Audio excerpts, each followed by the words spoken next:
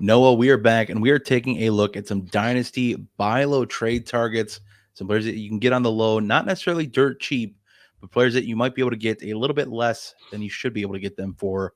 Maybe some values that don't quite match up. I know some of mine are definitely in that boat. But before we get into it, I do hope that y'all enjoy the video. Please leave a like if you do. Comment down below maybe some of your favorite buy low trade targets right now, some values that don't match up, maybe players you can buy on the cheap right now that'll offer better production than we might think. On top of that, if you want to chop it up with us that much more, head on over to patreon.com/Dynasty Rewind. Get in that Discord server for a free 7-day trial and see what we can do for your fantasy teams, bettering your teams. You get it. But with all that said, Noah, let's get to the content that people came for. Kick it off with your first buy low option. Who is it? What's it going to cost people to go get? I don't think it's much. Curtis Samuel is currently valued in Fantasy Calc, which, again, just a reminder, Fantasy Calc, all of their data is based off of real trades that have happened in the fantasy community. So it's pretty close to what everybody else is thinking. So he's currently valued on Fantasy Calc between J.K. Dobbins and the 2024 309. And for me, this one is really short and simple. Curtis Samuel is the perfect flex option for next season. As you've probably heard others say by now, he's reunited with Joe Brady, who's the new offensive coordinator for the Bills, who helped him to a wide receiver 25 finish in Carolina in 2020. Now he's paired with one of the best quarterbacks in recent memory, as well as the fact that he's in a wide open offense. Receivers who have had top 36 seasons, and Curtis Samuel's had 3 of those out of his 7 seasons. 2 of those 7 seasons, he only got to play 5 in 9 games. So, if you want to take that down, say 3 out of 5, they're really good bets, these receivers to finish the top 36, to return to the top 36 again in the future. And again, we're not trying to talk about a wide receiver 1 or a wide receiver 2 for your team, but we're trying to fill out the rest of that because those flex spots, they matter too. As we can see with Samuel already, he has those seasons, he's proved his worth, and he can do it again. And especially in an offense that's arguably better than any offense he's been a part of in his career, having only played at Carolina and Washington before now, which just, I don't even really have to say too much about either of those organizations. Now he gets to be with the Bills and Josh Allen. So that is enough for me. It's more than enough for me to inquire about getting him for a 2025 third. And if that's not enough, how about a 2025 third with a player with some unknown upside like Keaton Mitchell? What about that, Bob? I don't hate that value. Getting into your point, though, a little bit and just piling on a little bit more. I think it's, also with the fact that he's a primary target in that offense. There's going to be Keon Coleman. There's going to be Curtis Samuel. There's going to be Dalton Kincaid.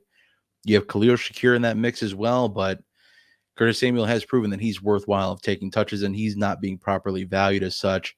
Now, if I'm a competitive team, I might just hold on and see what I can get maybe down the road, or maybe try to do some kind of a 2-3 swap where instead of I just get a third round and something for Samuel, maybe I send Samuel in a third for a presumed late second, assuming that if you're going to add Samuel, you need somebody for a competitive lineup. You're not buying him in a rebuild or anything like that.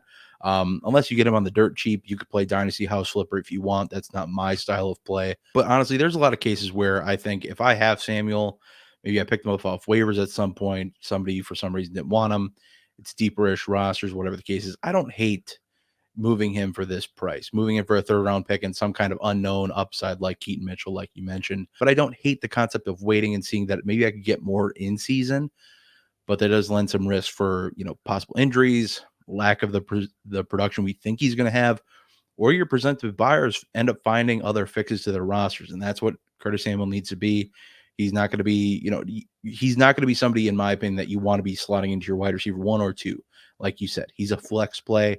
That should be the expectation. Whenever you're out buying players, always have an expectation in mind for what they're going to be, and a realistic one at that, and make sure that's kind of the range of cost you're paying for the production you're getting. And like you've touched on, I think you're buying a little low on the production side of things. I think he's going to be a little bit more valuable in the production scheme. So all in all, I'll take that value for Samuel. I'll do that third round pick plus that upside that honestly, if there's any buzz on Keaton Mitchell later on, I can probably move him for another 3rd-round pick. So I'm pretty happy with that deal overall. If I'm not looking to compete, if I'm looking to compete, like I said, I probably want to do something a little different, but I don't hate that. I think that's around the range of cost you're going to have to pay to get Curtis Samuel on your team. My belief in Curtis Samuel is that he will be that great flex play. And so I would happily send a second for him and a third with the full knowledge and potential that mid-season, if I'm struggling, somebody else needs some help and Samuel's producing, I could get that second back straight up for him from somebody. Sure. And then I've just added a third at essentially no cost. Sure. There you go. Love that. Big brain moves over there. Speaking of big brain moves, I think I have one coming up here with my buy low. It's not going to be a cheap buy low. This is one you're buying low on, or can in the near future, on a player that I think could be a lot more for you down the road. And I don't think the value has met its rock bottom yet. So we're waiting to see on that. But TJ Hockenson is somebody I'm looking to go get. And when I'm highlighting trade targets, I like to think of targets that make sense for what kind of build I'm in, whatever mindset my team is in. Am I a rebuild? Am I stuck in the middle? Am I somebody that's looking to compete? And for me, this is somebody that I'd focus on for a team that's stuck in the middle, or a 1-year retool, not necessarily somebody who's looking to tear it down, start all over in the next couple years. I honestly think that the value skid for TJ Hockenson is set to continue when or if we receive the confirmation that he's expected to miss time. I think there's a lot of people out there right now that are of the mindset that he's going to play a lot more of the season than he is. But once doubt starts to creep in that, oh man, he might not be ready for week 1. And I know a lot of people are already thinking he's not going to be ready and putting that into evaluations, but he can end up missing a lot more of the season. And then once the season starts up, does this offense suck out the gate? Is Sam Darnold struggling? Does JJ McCarthy get in there and struggle? How does this team keep people's positivity holding throughout that time span? So with that in mind, how does this move help a team that's stuck in the middle? If you're a team that's stuck in the middle, there's 2 ways out: get better or get worse. This move, oddly enough, does both for you. It gets you worse in the interim, but in the back end should make you a little bit better, because buying Hockenson now or in the near future actually makes you worse, but he's not expected to score much for you this season at all, which can help improve your draft stock for the 25 season. And then when he's back healthy, Hockenson is a proven top 5 tight end when healthy, and acquiring him now or possibly in the near future when he's even cheaper or more accessible can be a great way to better your team in the long run. And you could argue this is a good buy for rebuild as well, like I mentioned, but I really like this concept for a team in more of a 1-year retool. Hey, my team sucks, but I do have a lot of pieces that are ascending, maybe not the end all be all of what my competitive roster looks like, but I think I'll be good to go next year, as opposed to a team that's looking to tear everything down. Not necessarily a pivot I love making, unless you're, going to be making that aggressive rebuild, possibly try to have it in 1 year. But I wish you luck on that, because rebuilds take some time. But something I'm looking to do, and something I've talked about moving off of on this channel, someone I've talked about moving off of and avoiding. Can I sell Jordan Addison, a projected or valued as wide receiver 2 in Dynasty, plus a 25 third for TJ Hockenson, plus a 25 second, assuming no tight end premium is involved? No, is this a move you're making? Let's say you have a tight end on your roster already that you feel confident in, that you like a lot on your competitive roster. You want to fill out some wide receiver slots. How do you feel about this value? I don't mind this value at all. I personally think I'm a little bit higher on Jordan Addison than the consensus. Okay, well, don't make it sound like I love the guy, but I do think that he showed more promise in his rookie season than people like to admit. Even if Justin Jefferson had been playing the whole time, I think his numbers wouldn't have been that much worse, TD wise probably, but everything else is great. As far as this goes, I would probably go for this. I like this. And if not this, if I wanted to make it even more simple, then I would see if you'd be willing to send me just a second straight up for Hockenson. I would probably do that too. Interesting. All right. I think I'd be in that ballpark as well. As much as I don't love, double investing into the same or another passing component of the same offense, especially one I think that's going to struggle. But I'm okay with that concept, because I'd love to then take Jordan Addison, like I talked about in a previous video this week, and pile onto him and go get an even better wide receiver 2, or, tier up at that position that little bit. And again, I'm selling Jordan Addison here, but that doesn't mean I hate the guy. That doesn't mean I think he sucks. I just think there's a pretty stark difference of what his value is right now and where his production is going to be during the season.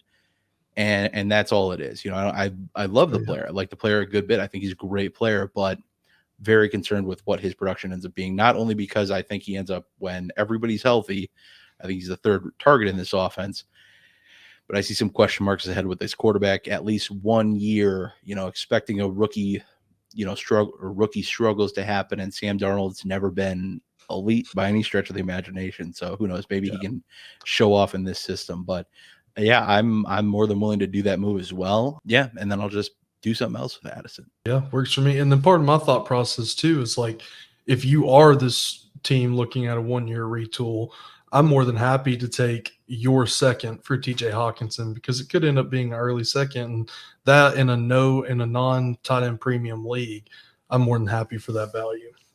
Little did you know, I'm very good at stocking second round picks, so it's not my second round pick, Noah. Sorry. All right. Well, we'd see about that. Fair enough. A little tete-a-tete, as they say somewhere, maybe. But let's talk about your next buy low. I like this one a good bit too here, Noah. Talk about this player. Definitely undervalued. I think you make some great points looking at your notes. So my second guy here is James Conner, running back for the Arizona Cardinals. He is currently valued in fantasy calc between Dallas Goedert and Ben Sinnott, and all three of them are just behind the 2024 209. So last season, James Conner had the sixth most rushing yards in the league in only 13 games, the seventh highest explosive rush percentage, which an explosive rush is classified as a 15-plus yard run among running backs with at least 100 attempts, and the 10th lowest stuff percentage. And again, stuff is any run not resulting in a touchdown, first down, 4 yards on first down, or 3 yards on any other down. The seventh most missed tackles forced, and the fifth most yards after contact. Those last two are really important stats for me looking at running backs. And now, if we're excluding week 18 for fantasy purposes, because he had a blow-up game against my Seattle Seahawks for whatever reason, thanks for that, Connor. He had a disappointing RB27 finish, which is also working into his value being so low. Now, if you subscribe to projecting using fantasy points per game, which isn't one of my favorite things to do, but if you do, a healthy James Conner would have finished as the RB10 last season. I would take this moment in time, this particular moment, to capitalize on the value of an aging but still good running back and a promising offense, while the post-draft hype for Trey Benson is still high. So all that being said, Bob, would it be possible to snag James Conner and a 2025 fourth from you for Jerome Ford and a 2025 third? I think I'm a little more interested in this if I have Nick Chubb on my team, to be able to, make sure that backfield is solid. But on that same token, it's almost like, well, I have a chance to have two running backs of different offenses here as opposed to securing one. How does that saying go? The one who tries to catch two rabbits ends up catching none instead of just going after one.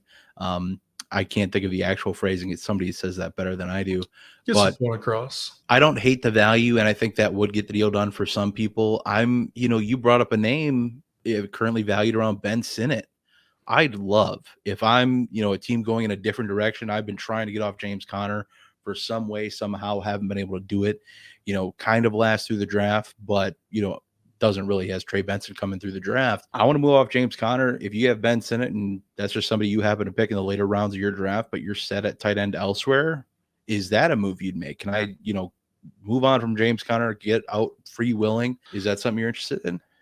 Yeah, and also, I mean, so I was thinking about this, like James Conner is he's kind of a hard person to value right now, same as Curtis Samuel, same as a lot of guys on these lists. And so I love Ben Sinnott. I think he can have a really great career. But if I'm making this trade, I am a team that is looking to compete this year, trying to shore up a little bit of potential running back shortages, because that's definitely how I tend to build my teams. And in that case, I probably would not have an issue doing Ben Sinnott for James Conner straight up. And it's something maybe I regret it in the future, but if I'm trying to win, I'm trying to win now, I would do that. I like that deal a good bit. And I think something we could talk about too with, when you're trying to get these players that are so ambiguous with their value, or so like quote unquote cheap with their value, like James Conner, like Curtis Samuel, like you mentioned. One thing you could do is just work them into existing deals that you have going where there's a value disparity that you just can't quite fix. Maybe the team you're working with doesn't have a lot of draft capital, or they just, hold onto their draft capital for dear life. Maybe you can get some of these buy low targets that way, especially James Conner, especially Curtis Samuel.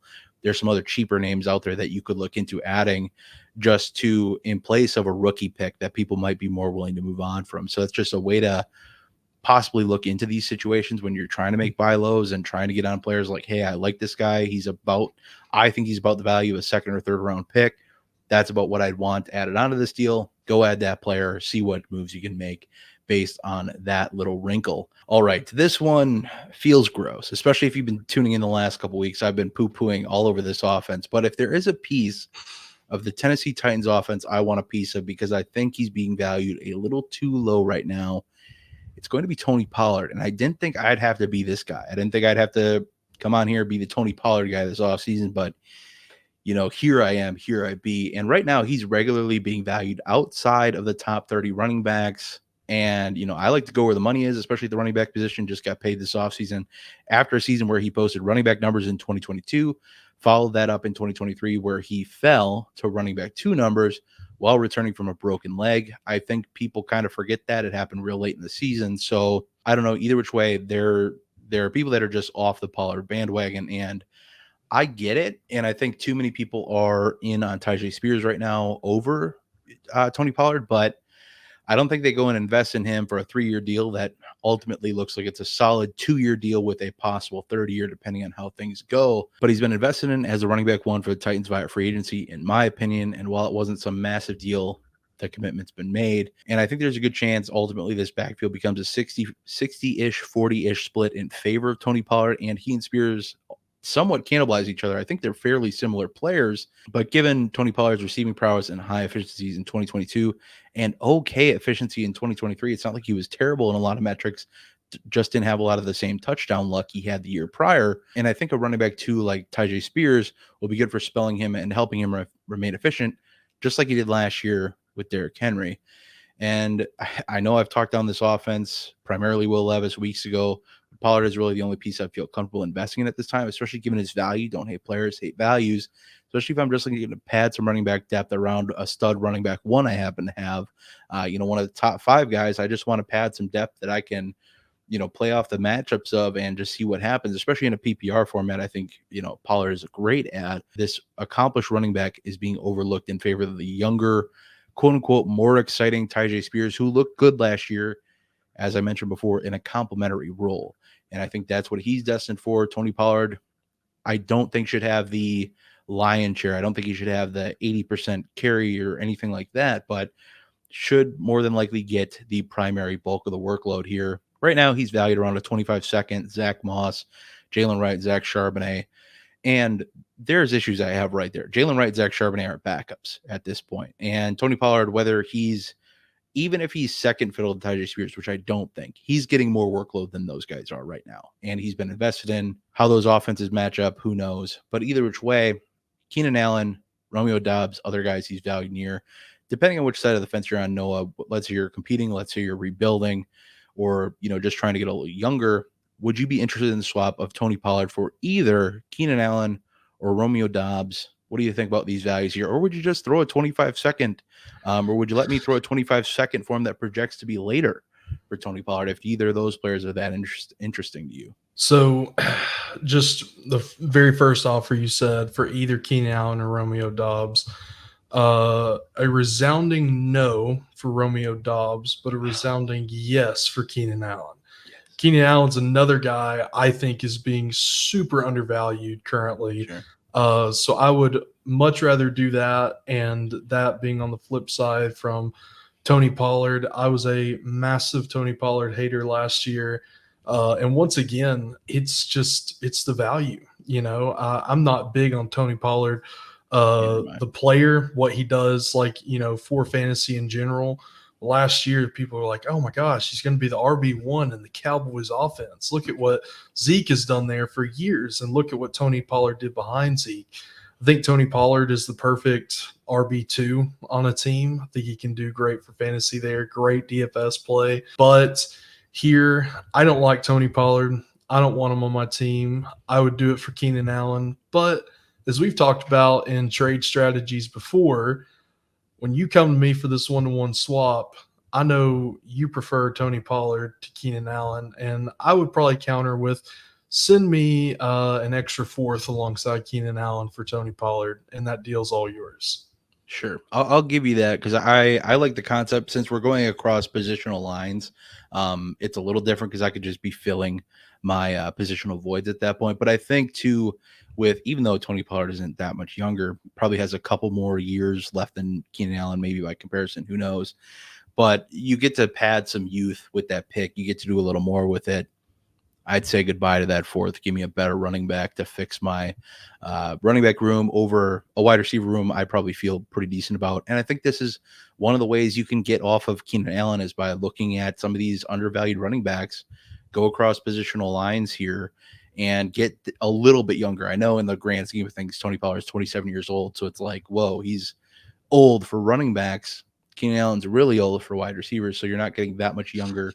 But being able to pivot off of it, get a pick back in compensation as well, I like that deal a good bit. And I like, as much as like I said, don't love Tony Pollard either. I think he's a good running back. I don't think he's a great running back, but you look at the situation. I don't think the Titans offense is going to be elite by any stretch of the imagination, but I think Tony Pollard is going to get fed. I think Spears is going to get some work too, maybe more flex appeal work, whereas depending on the week, he's more flex appeal, where Tony Pollard, I think, could be closer to running back 2 consideration almost every week, or at worst, flex consideration almost every week. Or, and 2, if you go by Pollard, I don't think Spears is that hard to acquire either. I think if you wanted to pad yourself and give yourself some, hedge your bets a little, go buy both. I don't think it's that costly to monopolize this entire backfield. Maybe it costs you another second-round pick, but you get this entire backfield, and I don't even think it's that much to go get Spears, honestly. Maybe a second, but you get Spears in a third back, something along those lines. Either which way.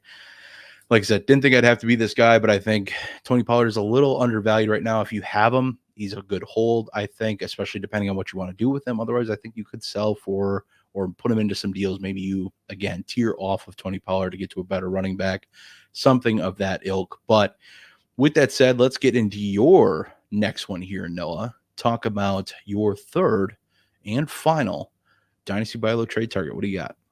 So my last buy low trade target is Geno Smith, quarterback for the Seattle Seahawks, currently valued in fantasy calc between Marshawn Lloyd and Kendre Miller, and all of them are just behind the 2024 212, so early third round territory. He had a significant fantasy drop off last year from what he did in 2022, where he finished as the QB5 compared to the QB19 in 2023.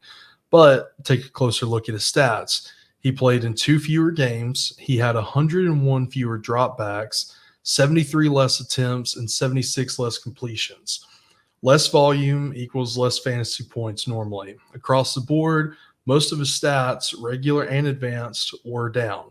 But there's also this. In 2023, he faced a pressure rate of 40%, up from 8% from 2022. He was the 5th most pressured quarterback among all quarterbacks who played at least 10 games. And the most interesting part of that, though, to me, is that his pressure-related sack rate actually decreased by 8% to 14%, which was good for the 3rd lowest rate in the league, right behind Josh Allen and Patrick Mahomes.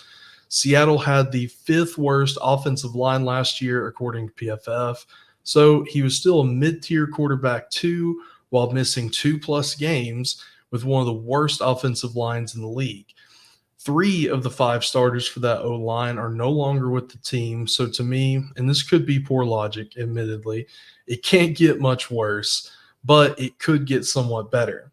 And at this point, we're talking about a top-tier QB2 with fringe QB1 upside, call me crazy, and an exciting Seattle offense now ran by Ryan Grubb with one of the best wide receiver rooms in the NFL, headed up by DK Metcalf, Jackson Smith and Jigba, and Tyler Lockett.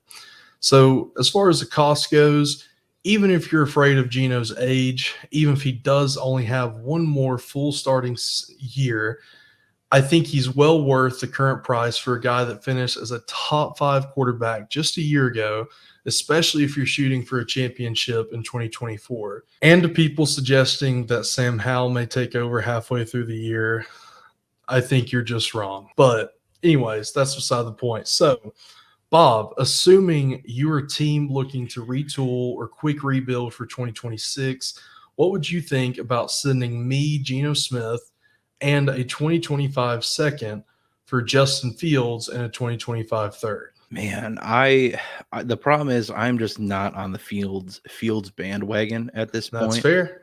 And I think a lot of teams would do this. I think a lot of managers will look at this deal, say, "Whoa, Fields is definitely going to be the starter at some point this year." And I don't necessarily disagree with that. And I think that mindset puts me in the realm of where I would look to do this, play a little dynasty house flipper, even though I don't like to.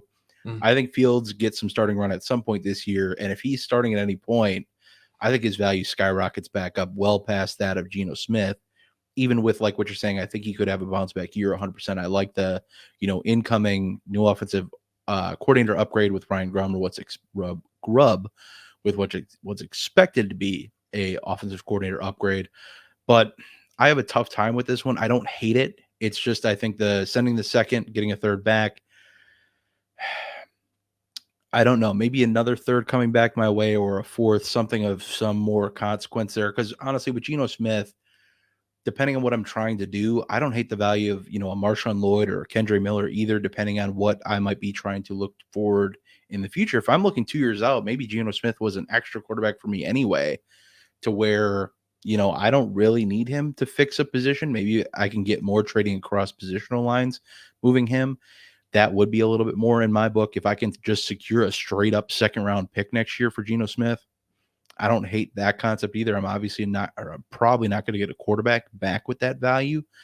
So those are a couple ways I'd go about countering this deal. Like I said, if I was more in on Justin Fields than I am, but I'm not in on the guy who seemingly nobody really wanted to trade for once the Bears put him up. And granted, the Bears lost all leverage when they basically said, "Hey, we're going with Caleb," or they locked up the 101. They lost all the leverage in the world, so they're not going to trade him for a lot. But it's not like people were lining up blocks around town to get into the Chicago Bears front office and be like, "Hey, please give me Justin Fields. I need him." When it first came out that he was being traded, it was a first round pick. Then it was a second round pick. Then he's going to Atlanta, and everybody loves the guy now. And then he ends up in Pittsburgh for a late round pick that has a stipulation to it if he plays a certain amount or whatever. It ends up being a fourth round pick. I'm not really willing to bank on that guy, but playing dynasty house flipper like I don't like to, that's an option or a thought for some people out there. And like I said, I think a lot of places that deal gets done.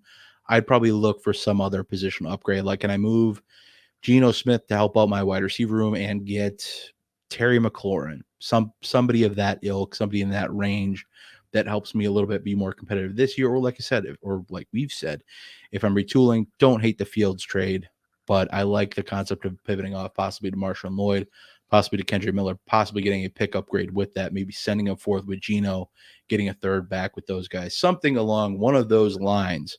I think we'd find a deal, Noah. Noah said that this point was cheating, so I wasn't allowed to use this as an actual last point, but just a follow-up point or a final point, kind of a bonus one for the road for you guys. Looking ahead, one of the best things you could do to buy low on and one of the best buy low trade targets there is out there, because this asset is guaranteed to increase in value over time, investing in future draft capital. Whether you have extra players kicking around, you're not trying to compete, whatever the case is, anytime you can look to invest in future draft capital is always a great move, especially when you're doing it at proper values. Why is it good for competitive teams? Because if you're a competitive team trying to shed some extra depth, or players you're possibly going to cut anyway, or you're consolidating, whatever the case is, or just adding these deals onto other deals, if you're competing in the middle of the season and you have X injury come up where you need to replace James Conner, or you need to replace another running back, but you can go get a James Conner. Some team fell out of the running of the playoffs, they're looking to fire sale. You can go buy some of these cheaper running backs and fill out your lineup that way, one way or another. And these picks, they get more expensive and harder to acquire every day. The closer and closer you get to that 2025 draft, that 2026 draft, that 2027 draft, if your draft has already come and gone, buying the next year future picks is a great concept, a great thing to keep in mind, because any future picks you invest into now will only increase in value. There's no going down with these picks. And it's point scoring season, it's players value season. The pendulum has shifted the other way for a long time. There it was rookie picks are everything and the most valuable asset and the inflated asset. Now people are looking to set lineups. So take advantage of that. Like Noah said, manipulate the market any way you can, and you'll thank yourself for it when either you're drafting great players with that draft capital you picked up cheap, or you're selling that draft capital for exponentially more when it's time, when that pick becomes the 2, 3, 4, whatever it's supposed to be for that draft. You'll thank yourself if you bought it ahead of time and then sell it for a player of even higher value. So that's definitely something to keep in mind. If you want to talk more buy low trade targets with us, do it in the comments. Head on over to patreon.com/Dynasty Rewind. Get in that Discord server for a free 7-day trial. See what we can do to help you build up your roster and isolate some Dynasty trade targets and what to pay for them. On top of that, if you need that much more help figuring out your roster, check out the roster view option in the pinned comment below or the YouTube description box below. But with all that said, Noah and I are going to get the heck on out of here. We will see you in the next one. But until then, I hope that y'all have a good one.